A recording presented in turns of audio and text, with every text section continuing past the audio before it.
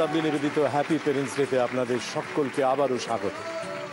তিনি একজন মহান শিল্পী, তিনি কখনো অপু, কখনো বা অমল।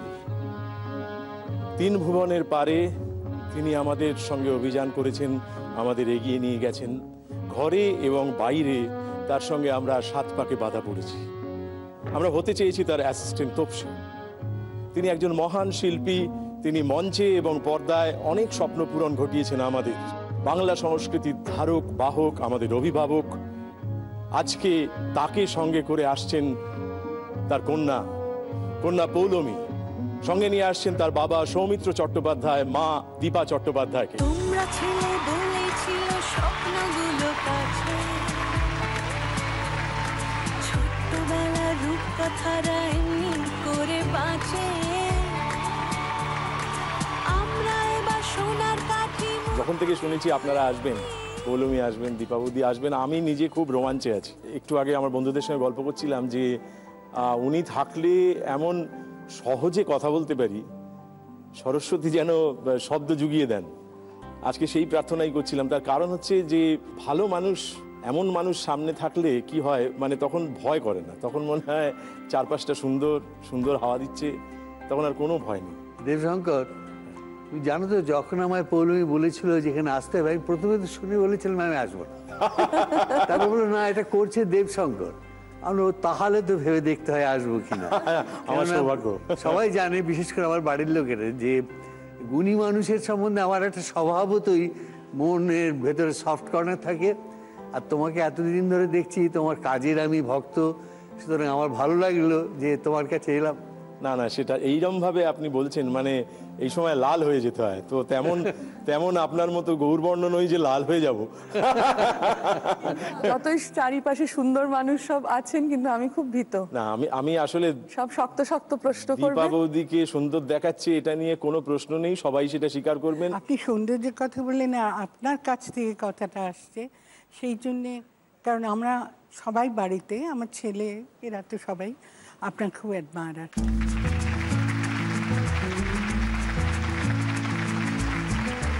আমাদের এই মঞ্চটা বা এই জায়গাটাকে আমরা বলি হ্যাপি প্যারেন্টস ডে বটে, কিন্তু এটা একটা বাবা মার জন্য স্বপ্ন পূরণ বা ইচ্ছে পূরণের বা উদযাপনের একটা মঞ্চ, যেখানে বসে আমরা গল্প করতে করতে আসলে একটা ছোট্ট খেলা খেলবো। খেলাটা উপলক্ষ, বাকিটা আর একবার তোমার বাবা মার সঙ্গে তোমার সম্পর্ক, ভাব, ভালোবাসা, ঝগড়াঝাঁটি, বেদনা, কান্না, এই সমস্তগুলো তোমার কাছ থেকে জানতে জানতে, বুঝতে বুঝতে আসলে আমরা আমাদের বাবা মাকে চিনে নেব। আমাদের চারটি ইচ্ছে পূরণ আমরা এখানে ঘটাবার চেষ্টা করি। 1, 2, 3, 4, চারটি পর্ব। প্রথম পর্বে তোমাকে 3টি প্রশ্ন করা হবে, তার মধ্যে 2টি প্রশ্নের উত্তর দিতে পারলেই তোমার প্রথম ইচ্ছে পূরণ। আচ্ছা। দ্বিতীয় পর্বে দ্বিতীয় ইচ্ছের জন্য, তোমার যেটা তুমি পূরণ করতে চাও, সেটার জন্য তোমাকে 3টে প্রশ্ন করা হবে, তার মধ্যে 2টোর উত্তর দিতে পারলেই চলবে। এবার তৃতীয় যে ইচ্ছেটি তুমি করবে বাবা মার জন্য, সেটার জন্য তোমাকে 3টে প্রশ্ন করা হবে, কিন্তু এক্ষেত্রে 3টে প্রশ্নেরই উত্তর দিতে হবে, একটাও ভুল করলে চলবে না। চতুর্থ পর্বে গিয়ে আমরা আবার 3টে প্রশ্ন করবো এবং 3টে প্রশ্নেরই উত্তর দিতে হবে, এবং তুমি সাহায্য পাবে মা বা বাবার কাছ থেকে 2বার। এই খেলাটা শুরু করার আগে একটা কথা জিজ্ঞেস করি, সেটা হচ্ছে যে এই যে বাবা শব্দটা বললেই একটা অভিজ্ঞতা, একটা অনুরণন ভেতরে হয়, একটা কিছু মনে করিয়ে দেয়। তোমার বাবা সম্পর্কে বললেই তোমার কি বলতে ইচ্ছা হয়? বাবা শব্দটা বললেই তুমি যেটা বললে ঠিক তাই মনে হয়, একটা অভিজ্ঞতা, একটা অনুরণন। কিন্তু তার সঙ্গেও আমি দেখেছি আমার বাবা, আমার আর আমার দাদার, এবং পরবর্তীকালে আমার ছেলে মেয়েরও আমার বাবা খুব বন্ধু। আগে মনে হয় বন্ধু, এবং তারপর মনে হয় আমার অসম্ভব একজন ভয়ঙ্কর প্রিয় অভিনেতার সঙ্গে আমি কাজ করছি, আমি তার সহকর্মী, একটা খুব সৌভাগ্য বলে মনে হয়। একটা জায়গায় কতটা বন্ধু, আমি একটা ছোট্ট উদাহরণ দিচ্ছি। তখন আমি বোধহয় 16 বা 17 বছর বয়স হবে। তো আমার একটি তখন বয়ফ্রেন্ড জুটেছিল। বাহ, ওটাই তো জোটার বয়স। এবং তখন মা তো না, মোটেও না, ছেলেটা ভালো নেশা অনেক হয়েছিল। তো বাপি তখন আমাকে বলল যে তুমি এটা কি করছো, ভেবে দেখো, তুমি এর সঙ্গে, এই ছেলেটির সঙ্গে মিশছো। তখন আমি বাপিকে বলেছিলাম, বাপি আমি যদি ছেলেটির সঙ্গে না মিশি, আমি তাহলে কি করে বুঝবো সে ভালো না খারাপ। আমার মেয়ে যখন অত সুন্দর একটা সত্যি কথা বললো এবং একটা জোরালো কি বলবো যুক্তি বলেই আমার সেটা মনে হলো, বললো বাপি তুমি যদি আমাকে মিশতে না দাও তাহলে আমি তো কোনোদিনই জানতে পারবো না সে কেমন বা আমার ছেলেরা কেমন, আমাকে কে কেমন ভালো না মন্দ এটা বুঝতে হলেও আমাকে মানুষের সঙ্গে মিশতে হবে। আমি সঙ্গে সঙ্গে আমার মনের সব ভয় কেটে গেল। আমি যে যে এমন ভালো কথা বলতে পারে তাকে আমি বিশ্বাস করতে পারি।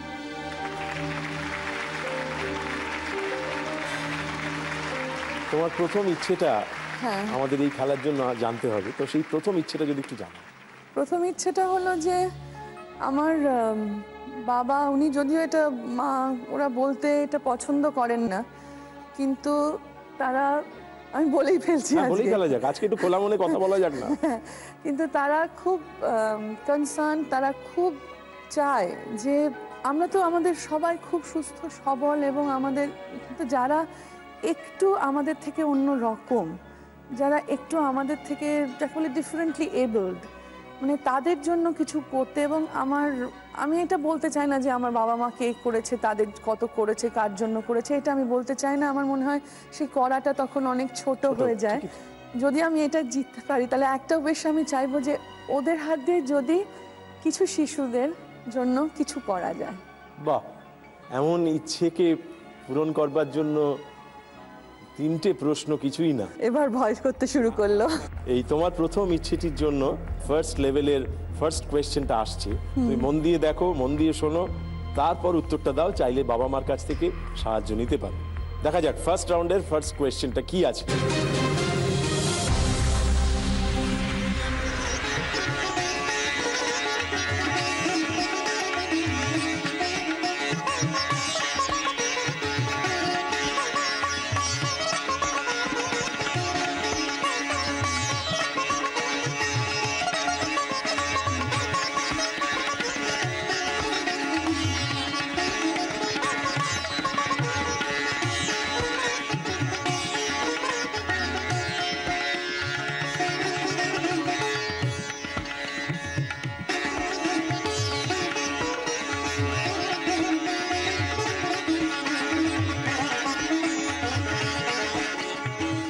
এইবারে তোমার কাছে জানতে চাওয়া হচ্ছে এটি কোন বিখ্যাত প্রতিষ্ঠান।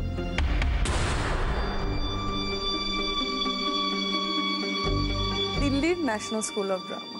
এটা মণিপুরে শুনেছি একটি national school of drummer branch আছে, সেটা নয়?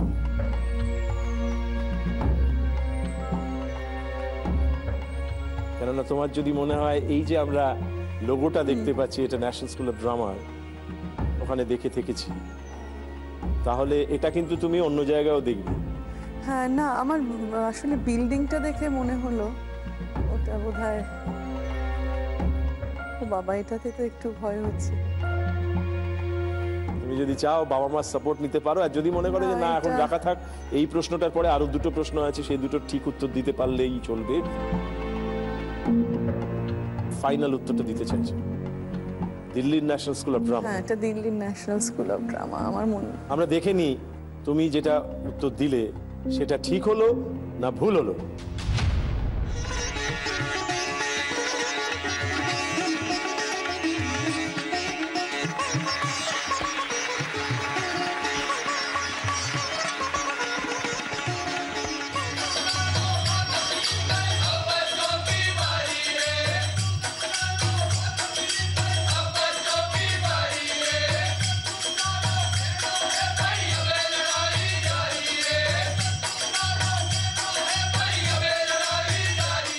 তুমি যে উত্তরটা দিয়েছো সেটা একেবারে সঠিক দিয়েছো, এটা দিল্লিরই ন্যাশনাল স্কুল অফ ড্রামা।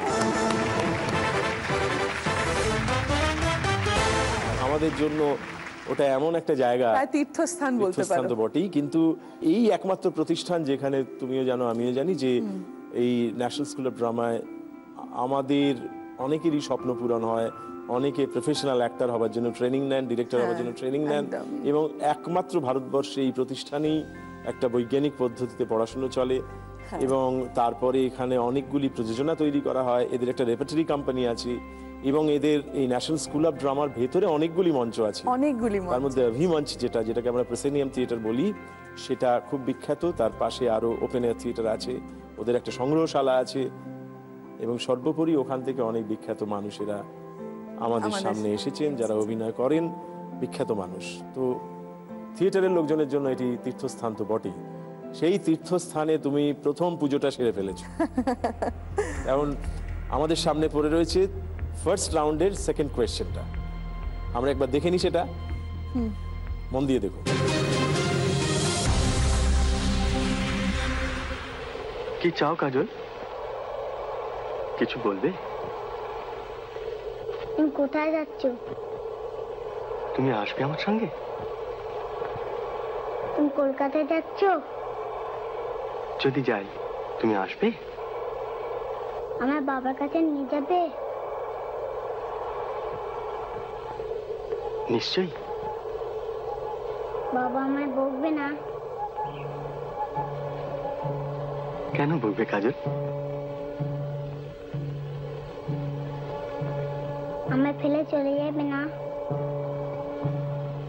কখনো না।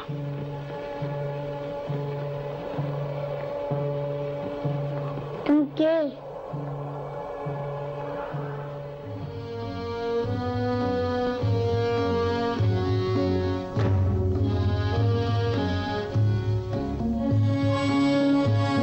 আমরা একটা ছবি দেখলাম, দৃশ্য দেখলাম, শেষে গিয়ে আমরা একটা প্রশ্নও শুনলাম, তুমি কে?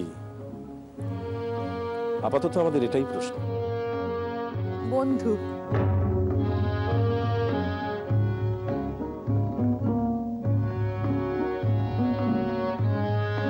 শিওর? মনে গেঁথে গেছে শব্দগুলো?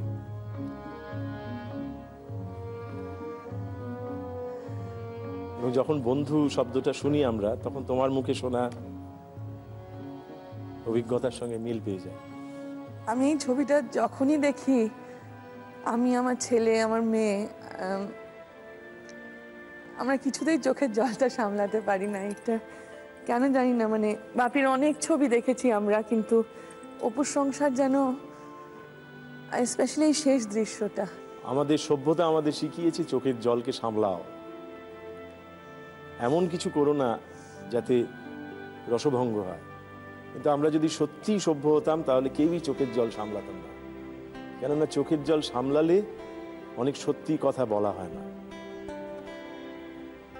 তোমার চোখ দিয়ে যে জল গড়িয়ে পড়লো, সেটা আসলে কোথাও সভ্যতাকেই মর্যাদা দিল। সৌমিত্রদা, আপনার কাছে জানতে চাইবো যে এই ছবি করার অভিজ্ঞতা, বা এই যে মানুষজন, এই পরিচালক, এরা তো আপনাদের বোধহয় অন্যভাবে একটা কোথাও ভাষা জোগাতেন, এবং আপনারা সেইগুলো ধারণও করতে পারতেন। মানে সেইটা নিয়ে একটু যদি কিছু বলেন। যেটুকুন বলতে পারি যে কিভাবে আমি ওর সংস্পর্শে এসেছিলাম সেইটুকুন বলতে পারি, সেটা কিন্তু এই ছবি করারই সূত্রে। বলুন না। অর্থাৎ উনি যখন পথের পাঁচালী করেছেন, তার আগে অবধি, খুব সত্যি কথা বলছি, যে আমি তখন থিয়েটার করতাম খুব, শিশির ভাদুরীর সঙ্গে ছিল, আমার সংযোগ ছিল, বা ওর থিয়েটার দেখতাম, এবং একটু সিনেমাকে একটু নাকুচু ভঙ্গি দিয়ে এমন কিছু গুরুত্বপূর্ণ মাধ্যম নয় এরকম সব ভাবতাম। কিন্তু পথের পাঁচালী দেখে আমাদের সমস্ত মাথাটা ঘুরে গেল, তাহলে ছবি হয়তো এরকম জায়গায় যেতে পারে। পথের পাঁচালীর পরে উনি অপরাজিতর জন্যে অপু খুঁজছিলেন, বিশেষ করে দ্বিতীয় অপুটি, যে কলেজ যায় সেই বয়সে। সেই সময় আমার এক বন্ধু আমার কাছে আসে, তার সঙ্গে ওর এক মানে সহকারী নিত্যানন্দ দত্ত, তারা আমাকে নিয়ে যায় ওর কাছে। এবং আমি ঘরে ঢুকতেই আমাদেরকে তাকে হঠাৎ, ও হো, আপনি যে বড্ড বড় হয়ে গেলেন। আমার এই একটা কথাতেই আমি মুগ্ধ হয়ে গিয়েছিলাম, কারণ এর মধ্যে কত বিশেষত্ব হয়তো বাইরের দিক থেকে কিছু নেই।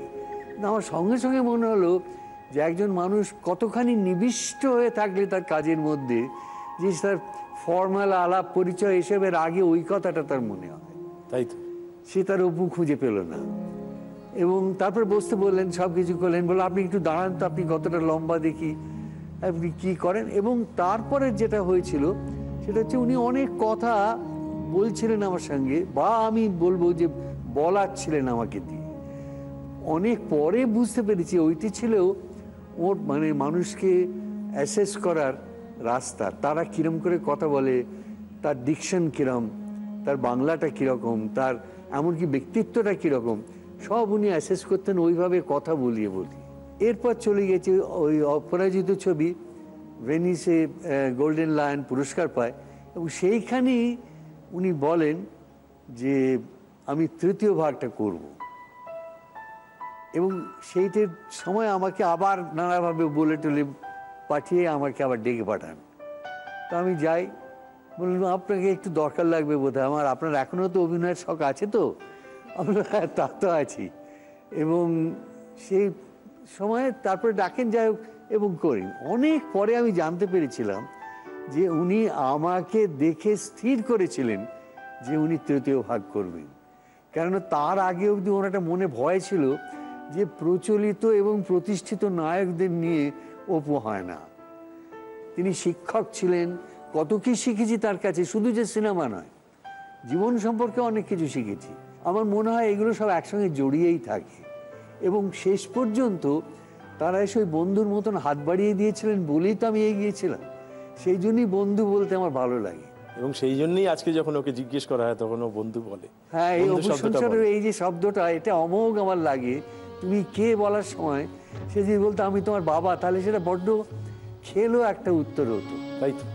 সে শুদ্ধ বলল আমি তোমার বন্ধু। তার মানে ঠিক বলেছি। তবু আমাদের উত্তরটা দেখাটাই আছে দস্তুর, দেখে নি। তুমি কে? তোমার বন্ধু। তুমি আসবে আমার সঙ্গে? কাজল, কাজল, চলে এসো কাজল, চলে এসো, চলে এসো। দাদু বকবে।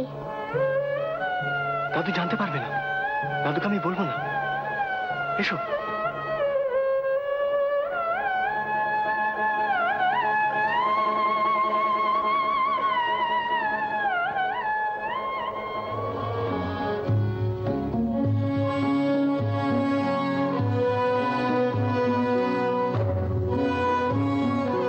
এই যে উত্তরটা তুমি দিয়েছিলে সেটা ঠিক ভুলের ঊর্ধ্বে একটা উত্তর, সেটা আমরা এতক্ষণ আলোচনা করছিলাম। আচ্ছা, উনি কি তোমাকে এরকম কাঁধে করে চড়িয়ে ঘুরিয়েছেন কখনো? হ্যাঁ, আমি খুব আহ্লাদে ছিলাম ছোটবেলায়। সে এখনো তো আছো। হ্যাঁ, একটু আছি। তোমার প্রথম ইচ্ছেটা পূরণ করে ফেলেছো, সেই ইচ্ছের জন্য পুরস্কারের বন্দোবস্ত আছে, বা সেটাকে ঘটিয়ে তোলার বন্দোবস্ত আছে। সেটা বরং আমরা একটু নেমে গ্রহণ করি। সোহম হালদার।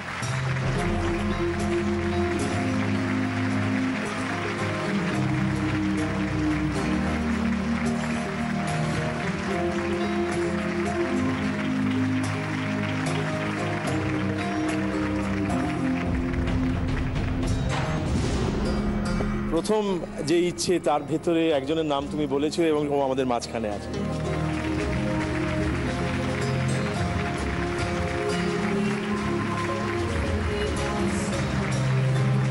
নন্দিনী শ।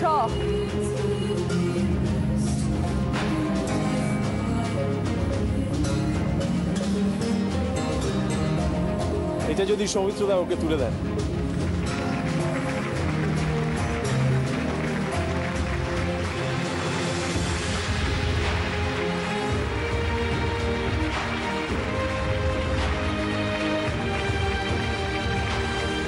শাহনওয়াজ খান। শাহনওয়াজ খান ও স্পেশাল অলিম্পিকে যাচ্ছে লস অ্যাঞ্জেলেস। ওর একটা বেসবল সেট দরকার।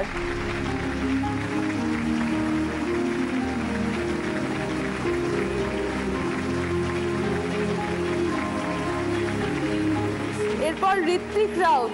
ঋত্বিক রাউতের জন্য একটা ক্রিকেট সেট।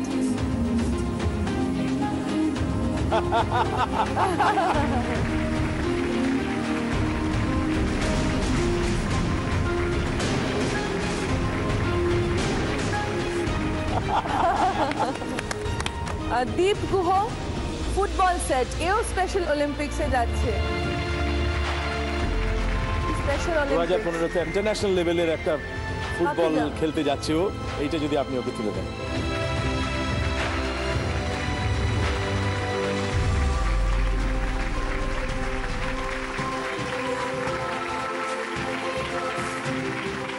সায়ন সরকার, সায়নের জন্য সিডি আর বই।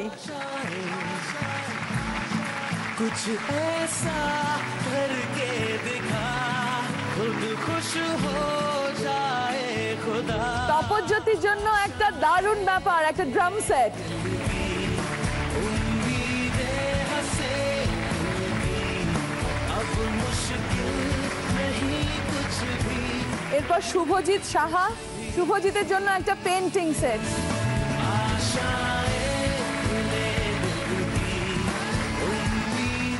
শঙ্কর নারায়ণ সাহা, ওর জন্য একটা কিবোর্ড। কি পছন্দ তো? আচ্ছা, থ্যাংক ইউ। এরপর হচ্ছে সঞ্জীব পাত্র, ওর জন্য একটা কঙ্গো।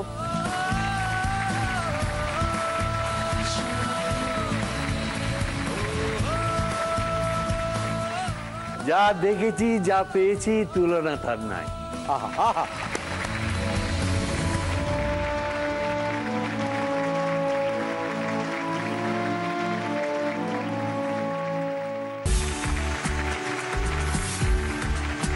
লাভলি নিবেদিত হ্যাপি পেরেন্টস ডেতে আপনাদের সকলকে বিরতির পর আবারও স্বাগত জানাই। তার কারণ আজকে আমাদের সঙ্গে রয়েছেন পৌলমী। বাংলায় একটা কথা আছে, মন যদি তার মতো হয় তবেই তো সে মনের মতো হয়। তো মনে মনে মিল হচ্ছে এখানে। মিল হচ্ছে এই কারণে, কারণ সৌমিত্রদা রয়েছেন, দীপা বৌদি রয়েছেন এবং পৌলমী তাদের জন্য একটি ইচ্ছে পূরণ ঘটিয়ে ফেলেছেন। ঘটিয়ে ফেলে বিরতির সময় জিজ্ঞেস করেছেন, এটা বোধহয় বাবার মনের মতো হলো। এবার যখন কন্যা বলে বাবার মনের মতো হলো, তখন বোঝা যায় যে কোথাও একটা মনে মনে সংযোগ হলো। আমার কাছে একটা চিঠি আছে যেটাতে নাকি? বাপি এরকম খুব সুন্দর একটা কথা লিখেছিল যে বাপি এখানে কি আছে? হ্যাঁ এখানে আছে, দেখছি, আমি নিয়ে এসেছি এটা। এ আবার কি করে রেখেছি? হ্যাঁ আমি তো তোমার এগুলো তো রাখাই উচিত। তোমার সব চিঠি, তোমার সব কবিতা আমি রেখে দিয়েছি। বড় হওয়াটা যেমন ভীষণ মজার, তেমনি খানিকটা দায়িত্বেরও। বড় হলে নিজের ভালো মন্দ নিজেই বুঝতে শিখতে হয়, আর যে আরো বড় হয় সে নিজের সঙ্গে সঙ্গে আরো অনেকের ভালো মন্দ বুঝতে শেখে। তুমি যে তেমন করেই বড় হবে সে বিশ্বাস আমার তোমার ওপর আছে। আমার কেবল মনে হয় আমার ছেলে মেয়েদের কার টাকা হলো, পয়সা হলো, নাম খ্যাতি কি হলো, তার চাইতে আমি ঢের বেশি সুখী হব যদি দেখি আমার ছেলে মেয়ে মানুষের মতো মানুষ হয়েছে।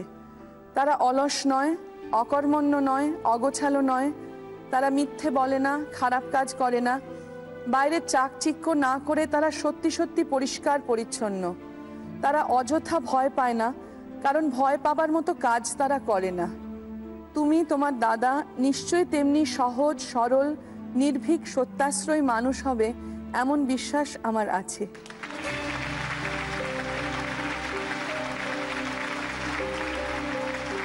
এটা কোন সময় কবে লেখা? 21/9/77 ফলতা থেকে।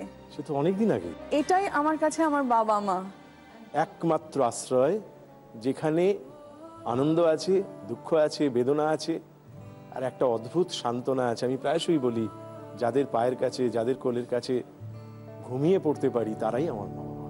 তোমরা ছিলে বলেছিল স্বপ্নগুলো কাছে, ছোট্টবেলার রূপকথা। তোমার দ্বিতীয় ইচ্ছেটা কি জানতে চাই? দ্বিতীয়টা হচ্ছে বাপির খুব চশমার ফ্রেমের খুব সব নানা রকম চশমার এগুলো বাপির খুব পছন্দ। আর এটার পেছনে একটা গল্প আছে। এটা কিন্তু মানে এটা একটা সংক্রামক ব্যাধি, মানে বাপি যার থেকে এই ইনফেকশনটা পেয়েছে তিনি হচ্ছেন দ্বিজেন বন্দ্যোপাধ্যায়। দ্বিজেন্দারও এরকম, আচ্ছা। হ্যাঁ, দ্বিজেন্দা বাপিকে খুব ভালোভাবে ইনফেক্ট করেছে এই অসুখটাতে, এবং বাপির ওই চশমা ফ্রেম এই সমস্ত প্রতি খুব বাপির বেশ কিছু নানান ধরনের চশমার নানান ফ্রেম ধরনের দিতে। চশমার ফ্রেম।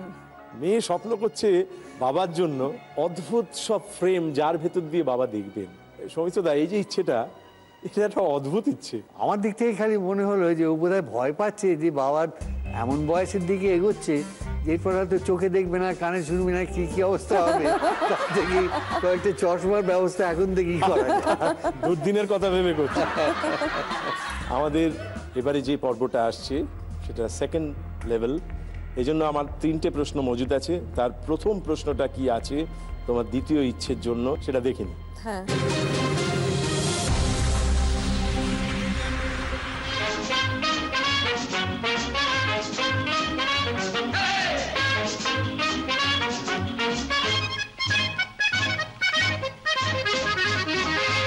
আমাদের প্রশ্নটি হচ্ছে যে কি তৈরি হচ্ছে।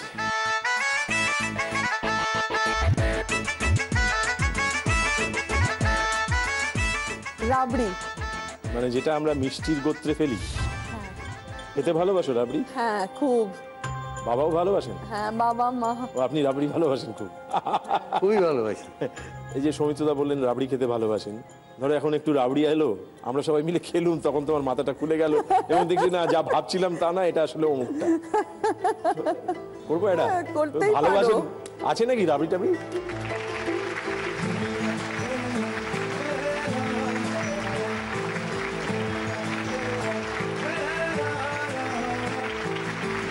রাবড়ি খেতে খেতে কি তুমি বুঝে নিতে চাইবে যে তুমি উত্তরটা যেটা দিয়েছো সেটা ঠিক না ভুল, পাল্টাবে? সেটা বিচার করো।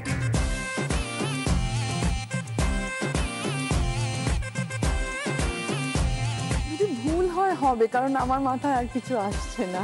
তাহলে বেশ, দেখে নেওয়া যাক। পৌলমি জানাচ্ছে যে যে পদ্ধতিতে একটা মিষ্টি তৈরি হচ্ছিল তাতে রাবড়ি ছাড়া আর অন্য কোনো কিছু তৈরি হতে পারে না। উত্তরটা ঠিক হলো না ভুল হলো?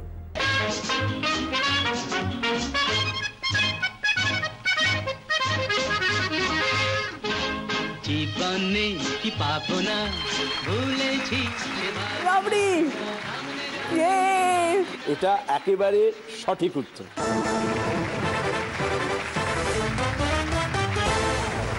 পৌলমি, এবার আমাদের পরের প্রশ্নটা যেটা আছে সেটা কিন্তু সত্যি খুব নজর করতে হবে, শুনতে হবে।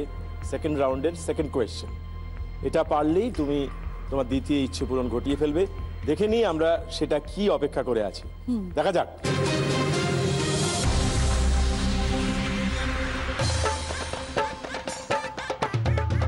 এই যে বিশেষ তাসটি দেখছেন, এই তাসটি সর্বপ্রথম বিষ্ণুপুরের মল্ল রাজারা চালু করেছিলেন। এই তাসটিকে জার্মানি ভাষাতে গেঞ্জিফাকাট বলা হয়। এটি তৈরি হয় বিষ্ণুপুরেতে।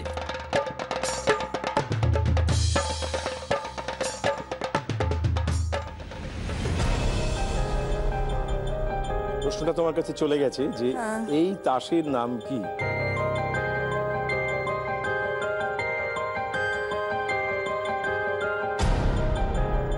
তাসের নাম কি? তার ইঙ্গিতও এখানে রয়েছে কিনা?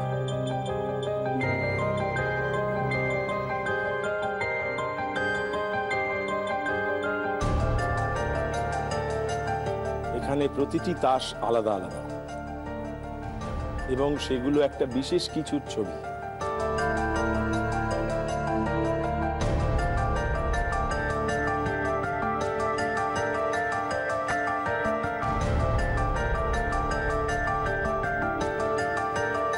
দশাবতারের তাস কি? সাহায্যটা নিলাম, কারণ উনি যখন বললেন, কারণ আমার মাথায় আসছিল না। তাহলে তুমি বাবার থেকে সাহায্য নিচ্ছ? সাহায্য নিচ্ছি। বেশ, তুমি কি বলতে চাইছো সাহায্য নিয়ে? দশাবতারের। দশাবতার তাস। হ্যাঁ, বেশ, দেখা যাক পৌলমীর উত্তরটা ঠিক হলো না ভুল হলো। আমাদের এই তাসটির নাম দশাবতার তাস। এই তাসের যে ঐতিহ্য, সেই ঐতিহ্যটি হলো 1200 বছরের পুরনো। আর এই দশাবতার তাসের খেলোয়াড় থাকে 5 জন। এই তাসের সংখ্যা মোট 120টি। বিষ্ণুর 10টা অবতার হলো মৎস্য, কুর্ম, বরাহ, নৃসিংহ, বামন, পরশুরাম, রাম, বলরাম, জগন্নাথ এবং কল্কি। এটি তৈরি হয় বিষ্ণুপুরেতে। বিষ্ণুপুরের শাখারি বাজার মনসাতলাতে একমাত্র ফৌজদার পরিবারই এই তাসটি তৈরি করা হয়। পৌলমী, তোমার দশাবতার তাস উত্তরটা একেবারে ঠিক হয়েছে, ধন্যবাদ। আমি জানতাম না এরকম তাস তৈরি হয়, আমার জেনে কি ভালো লাগলো। ভালো লাগলো তো ভীষণ। আমরা নাচি যখন ভরতনাট্যমে, মোহিনী আট্যমে দশাবতারের একটা পদ থাকে আমাদের, কিন্তু এরকম এত সুন্দর তাস তৈরি হয় আর আমাদের বিষ্ণুপুরেই তৈরি হয় আমি জানতামই না। কি অসাধারণ, এটা জেনে খুব ভালো লাগলো।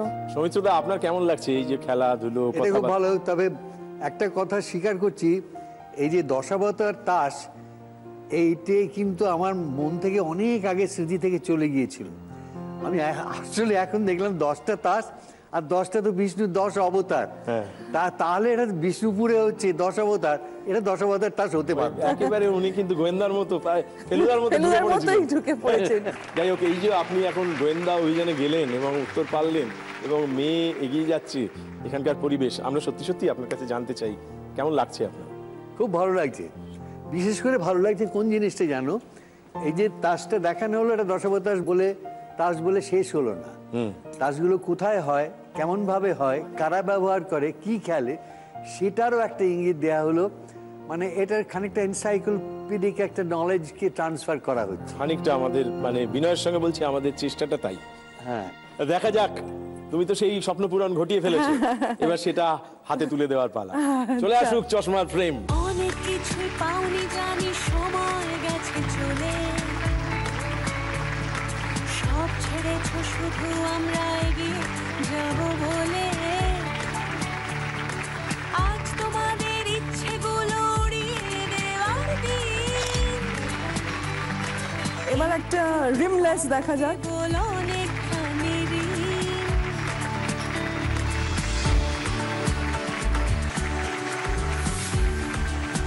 আমরা প্রায়শই ভাবি যে আমরা যেমন করে দেখে থাকি এমন দেখার পালাই চলবে সারা জীবন। আমাদের দেখা এই যে চশমা নামক সঙ্গীর মধ্যে দিয়ে হয়, সেটা কিরকম চশমার সঙ্গে একটা কিরকম আত্মীয়তা তৈরি হয়, এবং সেই আত্মীয়তার সঙ্গে বই, খবরের কাগজ, এদের কিরকম একটা যোগাযোগ হয়ে যায়। তাই এরকম চশমা পরে, তুমি যে চশমাটা পরেছো, প্রথম কি পড়তে চাও যদি তোমাকে বলি যে মানে বাবা মার সম্পর্কিত? আমাদের জন্মদিনে বাপি আমাদের কখনো কোনো জিনিস কিনে দেয় না, বাজার দোকান থেকে কিছু কিনে দেন না। আমাদের বাপি আমাকে, আমার মাকে, আমার দাদাকে, আমার ছেলে মেয়েকে বাপি সবসময় একটা কবিতা লিখে দেয়। আছে ওরকম কবিতা? হ্যাঁ আছে আমার কাছে কবিতা। এটা কোন ঋতু? এই তো শরৎ এসে বর্ষার উঠোনে পা রেখে বলল, তোমার সময় শেষ, এবার যাও। এভাবেই এক ঋতুর সুন্দর আর এক ঋতুর শোভার জন্য পথে ছেড়ে দেয়। মানুষের সঙ্গে যখন মানুষের বিচ্ছেদ হয়, তখনও তো একজনকে পথ ছেড়ে দিতে হয়। একজনের সব ছেড়ে যাওয়ার উঠোনে আর একজনের সব পাওয়ার ইচ্ছে এসে দাঁড়ায়। চলে যাওয়ার মুহূর্তে জুতোর স্ট্র্যাপ লাগাবার সময় মানুষ একবার ফিরে তাকিয়ে দেখে নেয় কোথায় ছিল ঘর, কোথায় অঙ্গন। তারপর অশ্রুবিন্দু কাউকে দেখতে না দিয়ে বর্ষার ক্ষান্ত বর্ষণ মেঘের মতো সে চলে যায়, যেতেই হয়।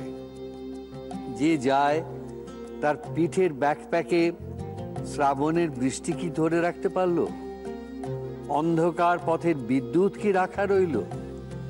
7 সমুদ্র 13 নদী অনুভবে ঢেউ তুলতে থাকে, তাও কি পিঠের ব্যাকপ্যাকে রাখতে পারে কেউ? পথেই যাকে চলতে হবে, বিশ্রামের জন্য সে গাছতলায় বসলেও তার চলা থেমে থাকে না। সেখান থেকে সে দেখতে পায় বর্ষার শেষে শরৎ আছে, নবান্নের দেশ আছে। সে শুনতে পায় শীতের শেষে বসন্তের ঢোল বাজছে। ছেঁড়া জুতো খুলে রেখে আবার সে হাঁটতে শুরু করে। ব্যাকপ্যাকে যেসব ঝগড়া, অশান্তি, অপ্রাপ্তির মনোবেদনা জমেছিল, কখন পথপ্রান্তে অজান্তে সে সব ফেলে দিয়েছে। শুধু ক্ষান্ত বর্ষণ মেঘের মতো যা ভারী হয়ে রইল, তা কি দুঃখহীনের অভিমান?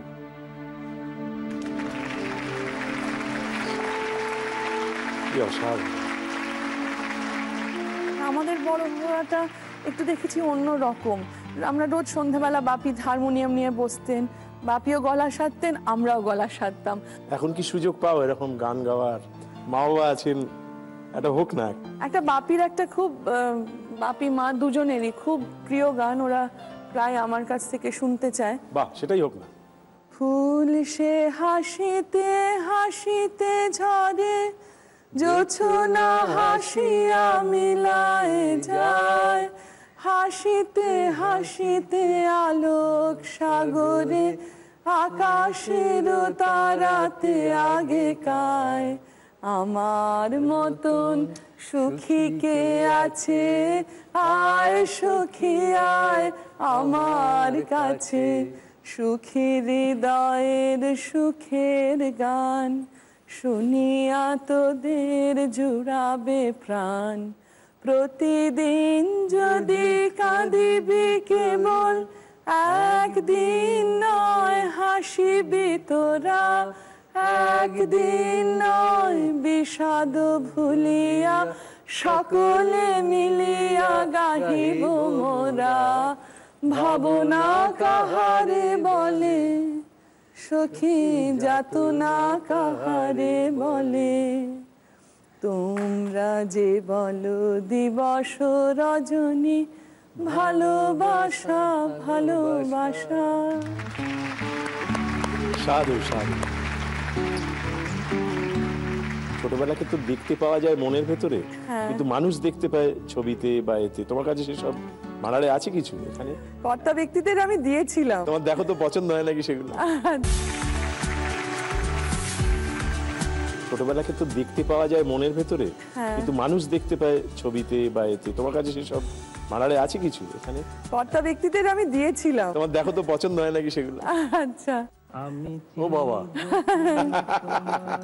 চিনতে পারছেন? কিন্তু কলেজে না স্কুলে। মার এক ঢাল কালো চুল ছিল। চুলদার কবিকার অন্ধকার বিদিশার। ওই আমি বাপির কোলে। আমার কাছে ও, আর সামনে আমার ছেলে। ওইটা আমি। এই যে পৌলমী। এটা রেহাল, রেহাল ওখানে পাহাড়ে বাপি। ভারী সুন্দর ছবিটা। এটা নাচের স্কুল থেকে ফিরে রেস্ট নিচ্ছি। দেখেছি আমার ছেলে। দেখেছি শারদ প্রাতে, দেখেছি মাধবী রাতে তোমায়, দেখেছি। পছন্দ হলো না ছবিগুলো আবার দেখতে পেয়ে? ভীষণ ভালো লেগেছে। শৈশবে ফিরে যাওয়া যায়, পুরোনো দিনে ফিরে যাওয়া যায়। আমাদের তৃতীয় ইচ্ছেটা কি পৌলমীর কাছে জানতে চাইবো, বাবা মায়ের জন্য। কার জন্য? এটাও একটা মজার, ওই চশমারি মতো মজার। এটাও বাপি সংক্রমিত হয়েছেন দ্বিজেন বাবুর কাছ থেকে। সেটা কি? এবং সেটা আমরা ওনাকে সাজিয়ে গুজিয়ে প্রত্যেক জন্মদিনে মঞ্চেই আমরা এটা ওনাকে সবসময় দিই। সেটা কি জানতে চাই? সেটা মামুনের হচ্ছে ছেলে যখন তখন নিশ্চয়ই পাদুকা। পাদুকা। ও বাহ, এরকম ইচ্ছে খুব একটা নজরে পড়ে না। দারুণ ব্যাপার। বেশ, দেখা যাক। তো তোমাকে এই তৃতীয় পর্বে কিন্তু তিনটে প্রশ্নের ঠিক উত্তর দিতে হবে। আমার এখনই ভয় করছে। দেখতে থাকো। ওরে বাবা।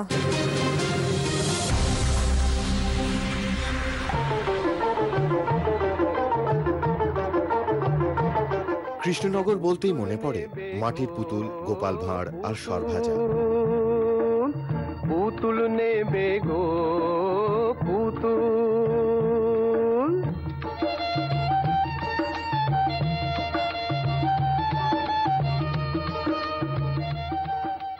মা দুর্গা থেকে রাধাকৃষ্ণ বা রবীন্দ্রনাথ থেকে গান্ধীজির মূর্তি সবই পাওয়া যায় কৃষ্ণনগরের এই বিশেষ অঞ্চলে। সবে রবি ঠাকুর আছেন মাথায়, ধন্য আমি সেই গরবে।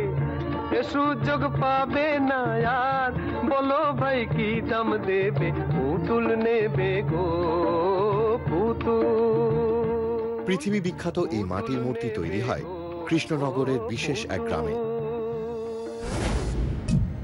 এই গ্রামটির নাম কি? যদিও সৌমিত্রদা নানান বডি ল্যাঙ্গুয়েজে একটা কিছু জানান দেওয়ার চেষ্টা করছে, তুমি চাইলে সাহায্য নিতেও পারো, আর যদি তুমি জানো তাহলে। আমি জানি না। তোমার মাটির পুতুল প্রতিমায় ব্যাপারে আগ্রহ আছে। হ্যাঁ কৃষ্ণনগর সেই জন্য বিখ্যাত জানো, কিন্তু কৃষ্ণনগরের বিশেষ একটি গ্রাম,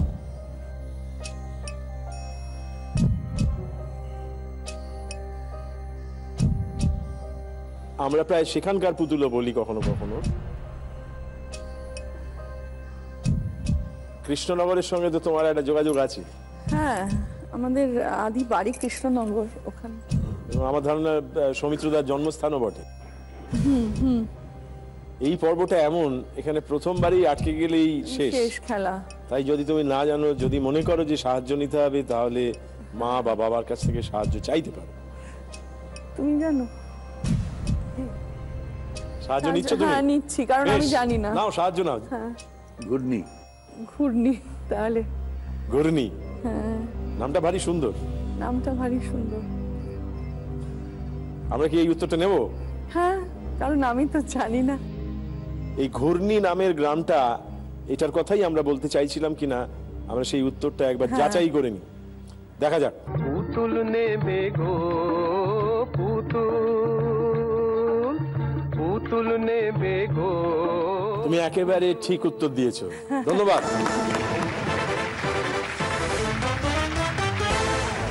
সৌমিত্রদাকে একটা কথা জিজ্ঞেস করি, যে এই যে একবারে ঘূর্ণি বললেন, এই ঘূর্ণির সঙ্গে কৃষ্ণনগরের সঙ্গে আপনার ছোটবেলার সঙ্গে তো একটা সম্পর্ক আছে। আমাদের ছোটবেলা থেকে ঘূর্ণি দিয়ে আমরা মানে ঠাকুর দেবতার যখন পুজোর সময় কিনতে যেতাম, পুতুলও কিনতে যেতাম, বাইরের লোকেরা এলে আত্মীয় স্বজনদের দেখাতে নিয়ে যেতাম। ঘূর্ণি খুবই সেই দিক থেকে, ঘূর্ণির জন্যই কৃষ্ণনগরের একটা পরিচিতিও আছে। কিন্তু এই যে কৃষ্ণনগর সম্পর্কে লোকেরা বলে না যে এটা ভদ্রতাটা কৃষ্ণনগরীয় ভদ্রতা হলো। হ্যাঁ, কৃষ্ণনগরের লোক নাকি খুবই সংস্কৃতি মনস্ক এবং তারা শুদ্ধ উচ্চারণ করতে চান, অথচ কৃষ্ণনগর বলেন বটে, কিন্তু কৃষ্ণনগর বলতেন। তো ওরা যেহেতু কৃষ্ণনগর বলতেন, কৃষ্ণনগর বলে, হ্যাঁ কৃষ্ণনগর বলে। তো এক ভদ্রলোক কলকাতা থেকে গেছেন, তিনি পড়াশোনা জানা লোক, তিনি নাকি একজন কৃষ্ণনগরের মানুষকে জিজ্ঞেস করেছিলেন এই জায়গাটার নাম কি।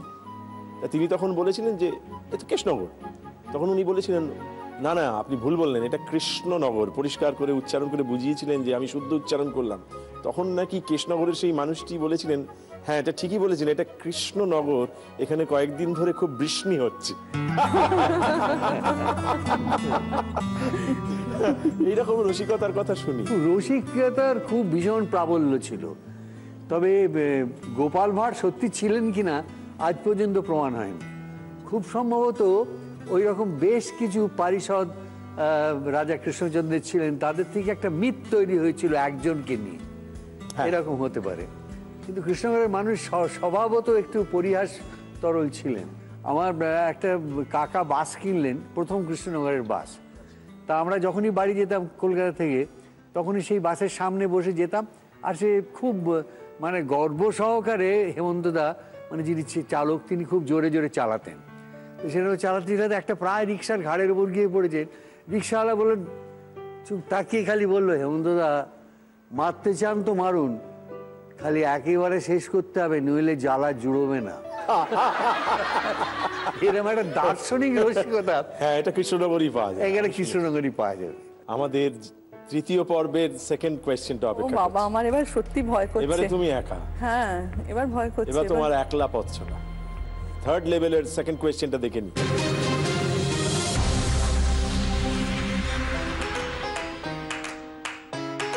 चेन्नई, मद्रास, कैलकाटा और कानपुर से आता है।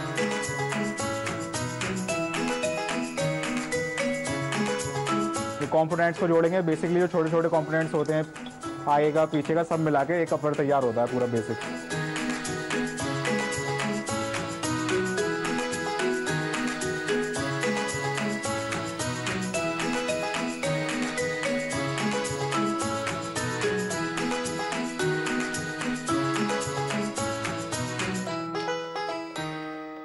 একটা কিছু তৈরি করার পদ্ধতি দেখানো হলো, জিজ্ঞেস করা হচ্ছে কি তৈরি হচ্ছে।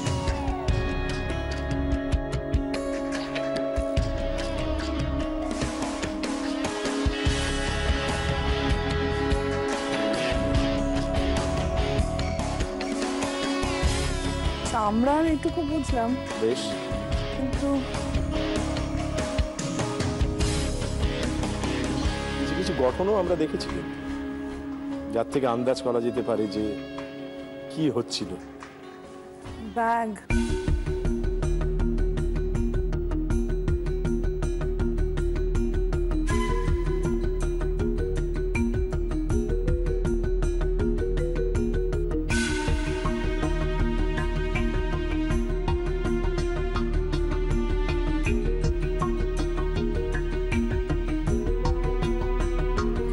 ওয়ালেট।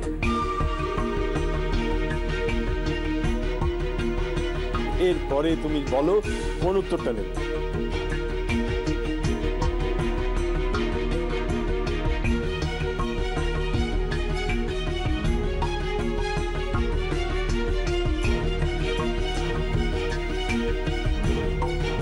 জুতো। তিনটে শব্দ তুমি উচ্চারণ করেছো, কোনটা তুমি নিতে চাও? জুতোই তাহলে হবে, আমি ঠিক। দেখা যাক যে তোমার ইচ্ছেটাও বাবার জন্য একজোড়া পাদুকা, হ্যাঁ, এবং এখানে তুমি বলছো জুতো। ওইটার হাত ধরে যে জুতো। আমরা দেখিনি তুমি যে উত্তরটা দিলে সেটা ঠিক হলো না ভুল হলো, খেলাটা আর চলবে না এখানেই থেমে যাবে, দেখা যাক।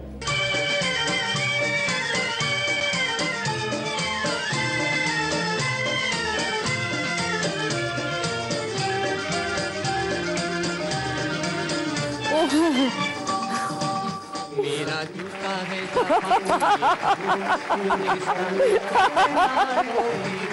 फिर भी दिल है हिंदुस्तानी। এটা একেবারে ঠিক উত্তর, ধন্যবাদ। এইবারে যে প্রশ্নটা আসছে এটা হচ্ছে থার্ড লেভেলের লাস্ট কোয়েশ্চেন, দেখা যাক। ক্যাপ্টেন স্পার্কের মতো একজন লোক থাকতে বাড়ি থেকে গণেশটা চুরি হয়ে গেল, এটা কেমন হলো? এটা কি ভালো হলো? ওটা একজন রাজার কাছে আছে। কোথাকার রাজা? আফ্রিকা। আজকের পর্বটি বিশেষ, আগেও বলেছি, তার কারণ আজ যারা আমাদের সঙ্গে দাদাগিরি খেলবে তারা সরস্বতীর বরপুত্র এবং বরকন্যা। বাংলা তথা ভারত এবং কেউ আন্তর্জাতিক ক্ষেত্রেও সমান জনপ্রিয়। I was so upset when he kicked the bucket. I had no choice but to drown my sorrows. When I woke up in the morning, it was gone. I'd forgotten it all. Everything? Every last one. Well, is there somebody else in your family? Maybe they would know. I am the last of the Haddocks.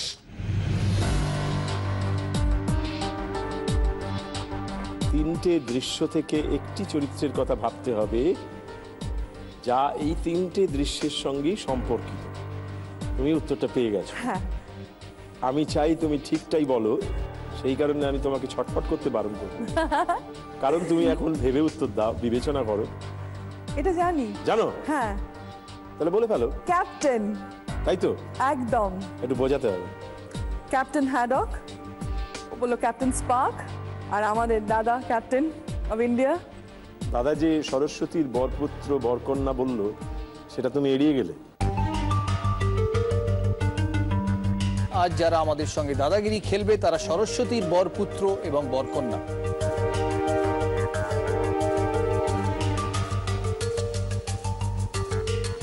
Captain Haddock, আর এখানে তো captain Spark, আর I will go with captain. তিনটি দৃশ্যের সঙ্গে সম্পর্কিত চরিত্রটি বা শব্দটি হচ্ছে ক্যাপ্টেন। আমরা উত্তরটা নিলাম, আমরা দেখে নিই আমরা পরের পর্বে যাওয়ার যোগ্য হলাম নাকি এখানেই আটকে গেলাম, দেখা যাক।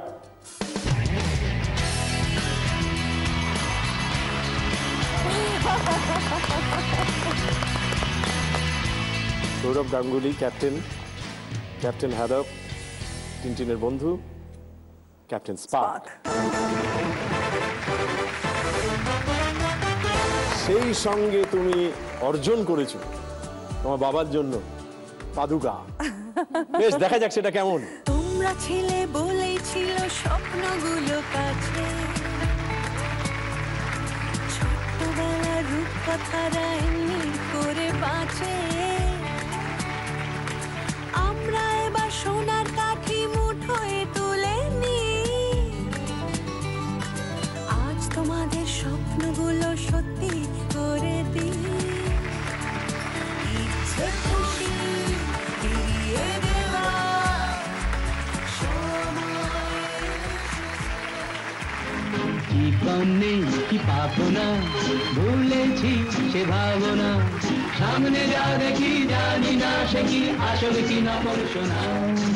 জীবন নেই কি পাবো না, ভুলেছি সে ভাবনা, সামনে যা দেখি জানি না সে কি আসলে কি নকল শোনা।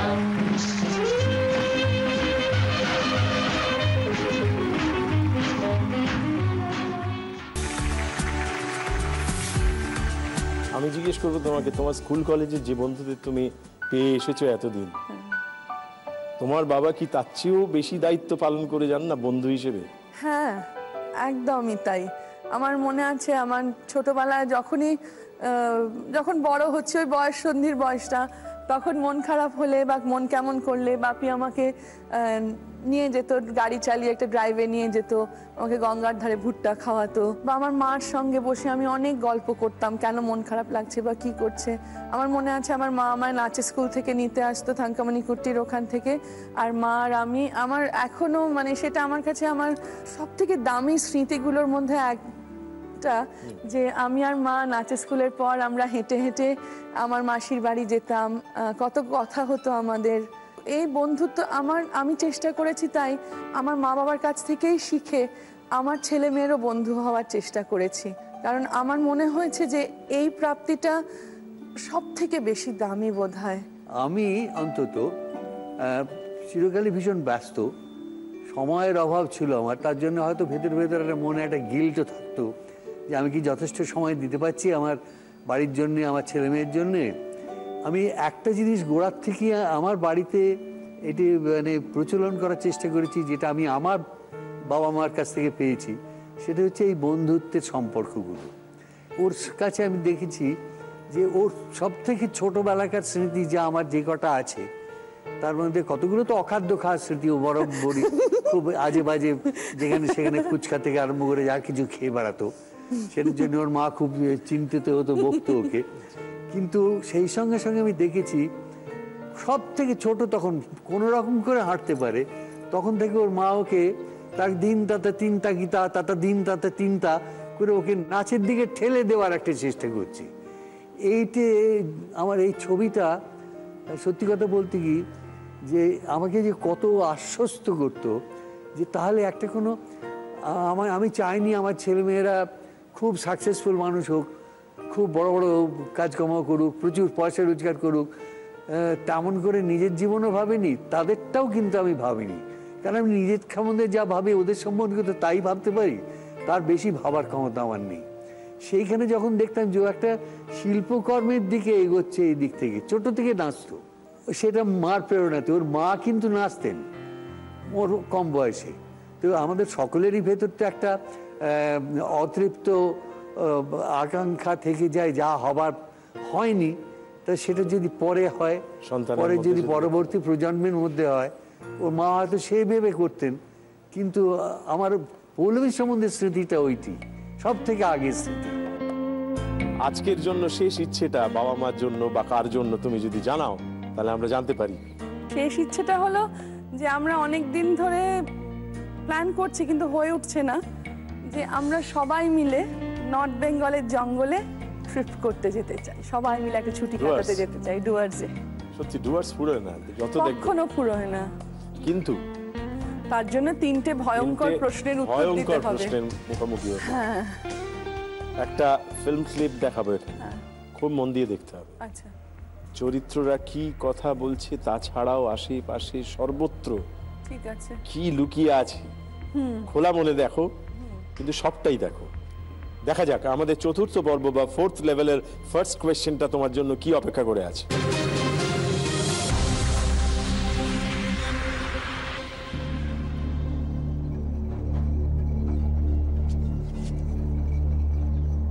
আফটার সার্জারি তুমি পোস্ট অফ পেশেন্টকে কতক্ষণ ওয়াচ করেছিলে?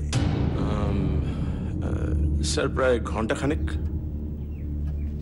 According to the report half an hour. কিন্তু পেশেন্টকে কেবিনে না পাঠানো পর্যন্ত তোমার তো থাকা কর্তব্য। পেশেন্টের কন্ডিশন খারাপ এই খবরটা তুমি কখন পেয়েছিলে? অ্যারাউন্ড 3:30। পেশেন্টের বাড়ির লোকেরা বলছে 4:30। এইচআর বলছে বারবার তোমাকে খবর দেওয়ার চেষ্টা করেছিল। হ্যাঁ স্যার, আমার গাড়িটা হঠাৎ করেই খারাপ হয়ে গেছিল, তো তাই ট্যাক্সি করে আসতে পারতে। তুমি নিশ্চয়ই বুঝতে পারছো এই 3 ঘন্টা সময়টা কতটা ভাইটাল। স্যার, আমি কোনো ত্রুটি করিনি স্যার। পেশেন্টের ক্রাইসিসের প্রত্যেকটা স্টেজে আমি অক্ষরে অক্ষরে মেডিকেল রুল ফলো করেছি। রুল বলে কিছু নেই কিংসুক। আমরা ছবি দেখলাম, কথা শুনলাম। ওরা কোথায় বসেছিল? একটা ড্রয়িং রুম। ড্রয়িং রুমে। কিসের ওপর বসেছিল? সোফা। সামনে কি ছিল? টেবিল। টেবিলের ওপর কি ছিল?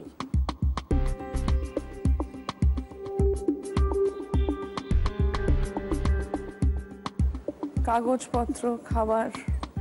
বইও ছিল? বই। কি বই? সেইটাই কি প্রশ্ন? হ্যাঁ।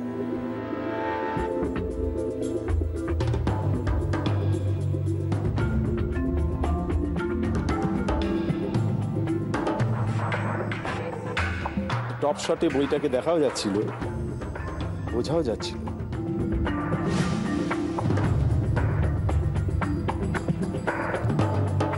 যিনি প্রবীণ মানুষ তার বাড়ি, এবং তিনি যা কথা বলছিলেন, যেভাবে জীবনযাপন, চিকিৎসা ইত্যাদি নিয়ে কথা বলছিলেন, তাতে ওনার সঙ্গে যায় এরকম একটা বই। আবার বেমানানো হতে পারে, কিন্তু যায়।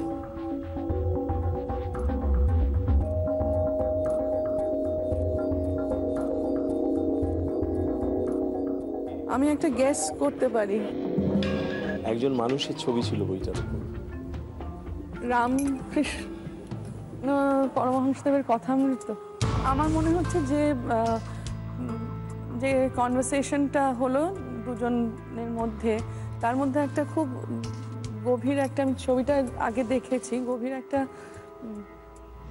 ফিলসফিও তো কাজ করছে যে তুমি মানুষের সেবায় কেন আসনি, তারা দেরি করলে কেন। তো সেই দিক থেকেও আমি এই প্রশ্ন এইটা বলব। রামকৃষ্ণ কথামৃত বলছো, ঠাকুর বলেছেন যত মত তত পথ, যত উত্তর তত ভুল। ঠিক না, আমি এটাতে যদি ভুল হয় তো ভুল হবে, কিন্তু বেশ এটাতেই আমরা দেখে নি তুমি যেটা উত্তর দিলে কথামৃত, সেটা ঠিক হলো না ভুল হলো।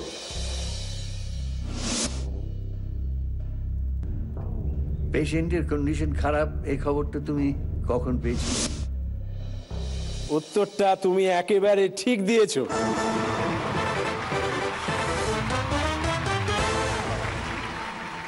তাহলে আমাদের চতুর্থ পর্বের দ্বিতীয় প্রশ্নটা, সেকেন্ড কোয়েশ্চেনটা কি অপেক্ষা করে আছে 4th লেভেলের, সেটা একবার দেখে নিই।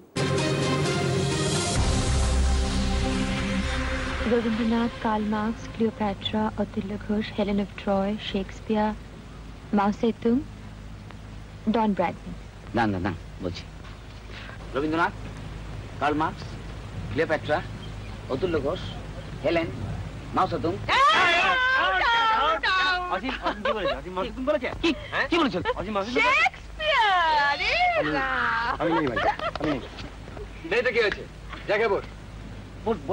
যাবি কোথায়? বুঝতে হবে। Rabindranath, Karl Marx, Cleopatra, Atulya Ghosh, Helen of Troy, Shakespeare, out. Mao Tsetung, Don Bradman, out. Out. Rani Rashmoni. Sanjay, না না। Rabindranath, Karl Marx, Cleopatra, Atulya Ghosh, Helen of Troy, Shakespeare, out. Mao Zedong. মাও সেতুং। আপনি যেন কি বললেন? এরপর কোন বিখ্যাত মানুষের নাম ছিল?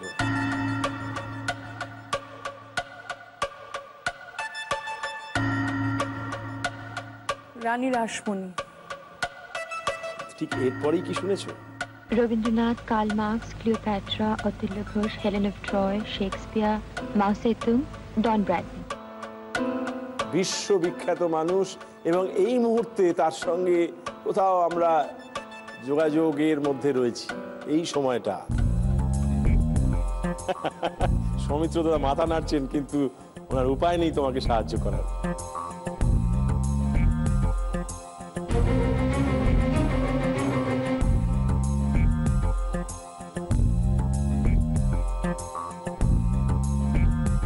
তুমি তোমার প্রথম ইচ্ছের কাছে যদি ফিরে যাও, তাহলে সেই মানুষটির সঙ্গে কোথাও একটা প্রথম ইচ্ছে যে ঘটালাম আমরা, কোথাও একটা যোগাযোগ হলো। তার কারণ কিছু আমরা পেলাম, কিছু দেখলাম, এবং তোমার বাবা কিছু করলেন।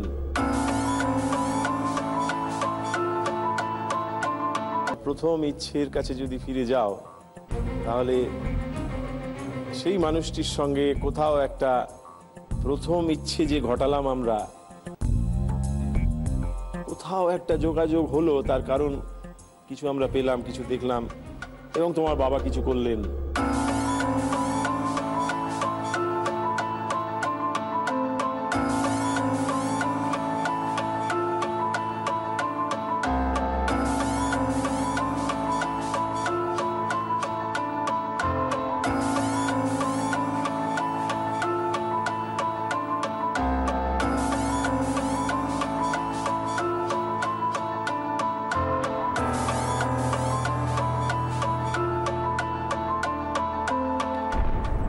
ব্র্যাডম্যান। আমরা দেখে নেব বলটা শেষমেশ কোথায় গেল, অর্থাৎ তুমি ঠিক উত্তর দিলে না ভুল উত্তর দিলে। Don Bradman. Rabindranath, Karl Marx, Cleopatra, Atulya Ghosh, Helen of Troy, Shakespeare, Mao Tsetung, Don Bradman. তুমি একেবারে ঠিক উত্তর দিয়েছো।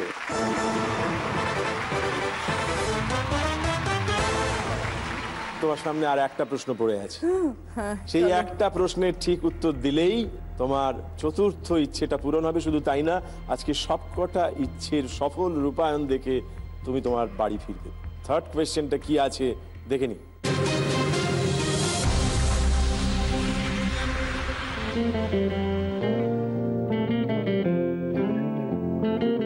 তসরের তৈরি শাড়ির উপর কাঠের ব্লক দিয়ে বাঁকুড়ার ঘোড়া এবং অন্যান্য পুরনো শিলালিপির ছবি দিয়ে তৈরি হয় এই শাড়ি। শাড়ির সুতো তৈরির জন্য তসরের গুটি আসে ব্যাঙ্গালোর এবং মালদা থেকে।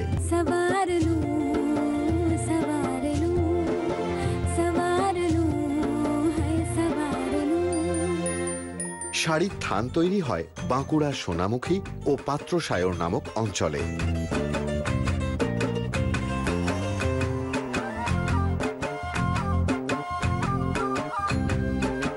তসরের উপর ব্লক প্রিন্টের এই শাড়ির নামের সাথে অন্য একটি ঐতিহাসিক জায়গার নাম জড়িত।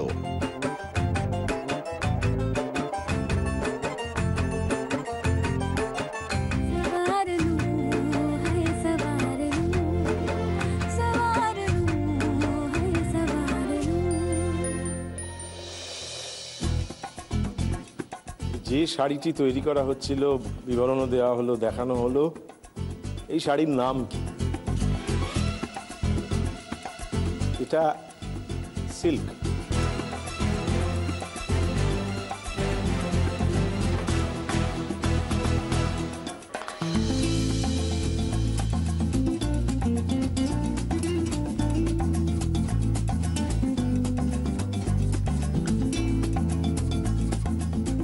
বিষ্ণুপুরি। আজকে যেখানেই যাই বিষ্ণুপুর আমাদের তাড়া করেছে। আমি কি এই উত্তরটাই নেব?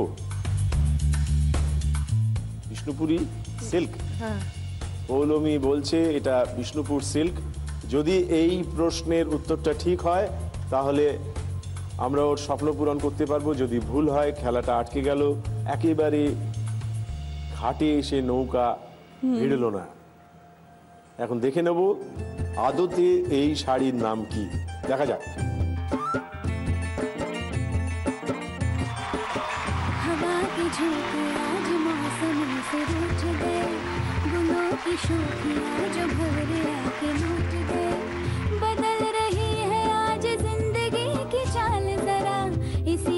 তুমি নানান চড়াই উতরাই পেরিয়ে শেষমেশ একেবারে ঠিক উত্তর দিয়েছো।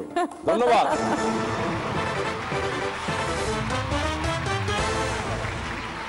তোমার সমস্ত স্বপ্ন পূরণ করেছো এবং শেষ স্বপ্ন বা ইচ্ছে পূরণ যেটা করেছো সেটা আমরা দেখতে চাই। তোমরা ছিলে বলেই ছিল স্বপ্নগুলো কাছে,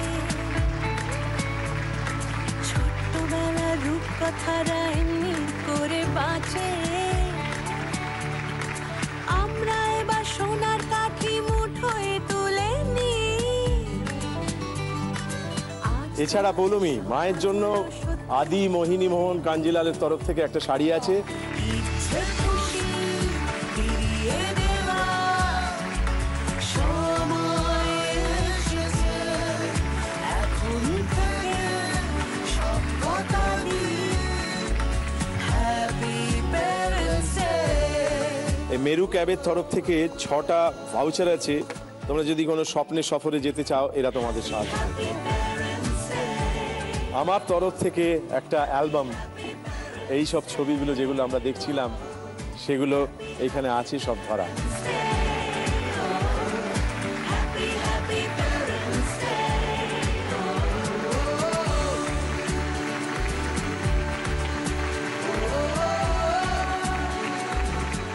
আপনি গান শুনতে ভালোবাসেন, তাই একটা ওই সিডির সংগ্রহ হাজির করেছি, সেটা যদি আপনি নেন। এখানে অনেকগুলো আছে, সব কিছু আছে, তুমি তুলে দাও।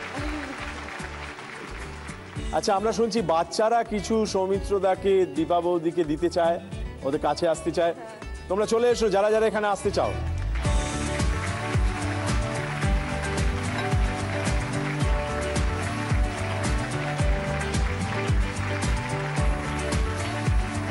আজকে খুবই অদ্ভুত, মানে সাধারণভাবে এরকম কিছু কিছু ধরনের অনুষ্ঠানে তো আমাদের যেতে হয়, গিয়েছি, কিন্তু কোনো জায়গায় এরকম মর্মস্পর্শী একটা পরিবেশ পাইনি, এরকমভাবে নিজেদের মন উদ্বেলিত হয়ে ওঠে। আপনি কি বলবেন পৌলমী, যে এই যে সব অর্জন করলো আপনার জন্য? প্রশ্ন, তারপরে এই বাচ্চাদের প্রাইজ দেওয়া, সব নিয়ে আমার ভীষণ ভালো লাগলো। পৌলমী এরকম হাসলি আমার খুশি। কি অসাধারণ! মা যখন বলেন যে পৌলমী, আমার মেয়েটা হাসলেই আমার সমস্ত ইচ্ছে পূরণ হয়, স্বপ্ন পূরণ হয়, তখন আসলে একটা গণ্ডি সম্পূর্ণ হয়, সেটা হচ্ছে বাবা মা সন্তান, আর এদের সম্পর্কের মধ্যে কোনো দেনা পাওনা নেই, শুধু একটাই আছে, আনন্দ, হাসি আর উদযাপন। ভালো থাকবেন। আমরা আবার ফিরে আসবো বৃহস্পতি থেকে শনি হ্যাপি প্যারেন্টস ডেতে।